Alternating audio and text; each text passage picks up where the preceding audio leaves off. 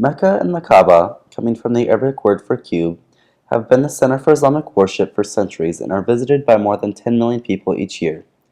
The Kaaba is a cube-shaped structure that sits within the Grand Mosque in Mecca, Saudi Arabia. It is covered in a black silk cloth called the Kishwa. It is believed by Muslims that the Prophet Abraham and his son Ishmael built the Kaaba as a place of worship. The interior space is relatively plain and contains only three simple pillars and no windows. It houses the oval black stone, which is in the lower eastern part of the structure. It should be noted that Muslims do not worship the stone itself, but God directly. Muslims do not want others to assume any similarities to a pagan temple. The site operates as a unifier in Muslim prayer. No matter where in the world, Muslims face towards the Kaaba during prayer 5 times a day, and it's also the focal destination for pilgrimage. We have discussed the idea of architecture as being a solution to a wicked problem. The Kaaba is the solution to Islamic worship.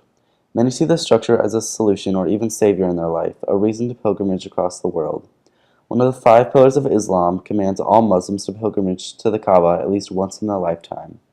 Believers must walk around the structure 7 times at the end of their pilgrimage, kissing the stone each time they pass around it. Though there are many different interpretations of how the cube actually came to be, it is mostly acknowledged that Abraham built the Kaaba as a house of God, or the gate to heaven as others believe it to be. I do wonder why the structure is cube-shaped, while all the surrounding buildings are so intricate with traditional Islamic architecture. Gregor Schneider, in his book Cubes, Art in the Age of Global Terrorism, calls the Kaaba an abstract place of simplicity and emptiness. It stands for the fact that the one and only God is abstract and cannot be represented. Some say the structure was built as a replica of God's throne and sits directly beneath it. With the Grand Mosque surrounding it, prayer spaces indoor and outdoor are limitless. The idea that architecture does not live in isolation is manifested in the Kaaba. Without the religious context and the thousands who crowd around it, it would be nothing more than a random, meaningless black cube. Context is everything.